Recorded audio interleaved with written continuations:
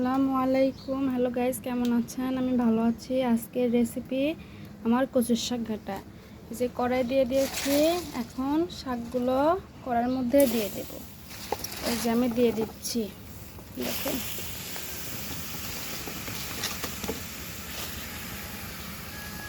আর প্লেটে রাখা কাঁচামরিচ, পেঁয়াজ কুচি আর রসুন ছেঁচে দিয়েছি। এগুলো এখন আমি শুধু কাঁচামরিচটা দিয়ে দেব। এই যে কাঁচামরিচটা দিয়ে দিচ্ছি, আর একটু পরিমাণ মতো পানি দিয়ে দেব।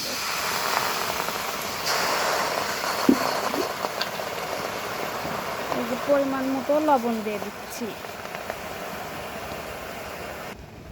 এই যে আমার শাকটা প্রায় সেদ্ধ হয়ে যাচ্ছে। এই যে আমার শাকটা সেদ্ধ হয়ে গেছে, দেখেন একটু সুন্দর করে নাড়াচাড়া করে দিচ্ছি। এখন নামিয়ে ফেলব। এই যে কড়াইটা গরম হয়ে গেছে, এখন আমি তেল দিয়ে দিচ্ছি পরিমাণ মতো।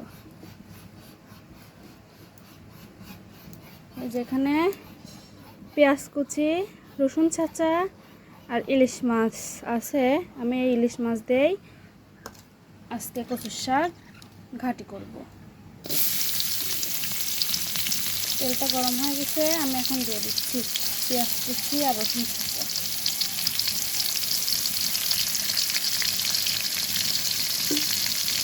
এখন সুন্দর একটু নেড়ে চেড়ে নেব। প্লেটে রাখা ইলিশ মাছগুলো দিয়ে দিচ্ছি।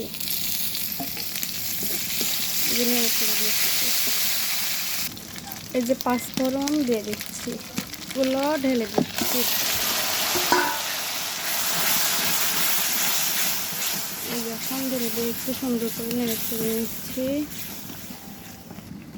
প্লেটে রাখা আটাগুলো একটু পানি দিয়ে মিশিয়ে নেব। মিশিয়ে নিয়ে এই যে ঢেলে দেব। এই আটাগুলো দিলে খেতে মজা হয়। আপনারা সবাই এভাবে কচুর শাক ঘাটি করবেন, তাহলে অনেক মজা হবে। আমি এইভাবে রান্না করি।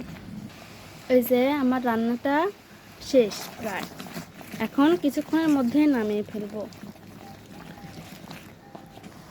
নতুন নতুন ভিডিও পেতে সবাই পাশে থাকুন, লাইক কমেন্ট শেয়ার করুন। সবাই ভালো থাকবেন, সুস্থ থাকবেন। খুদা হাফেজ।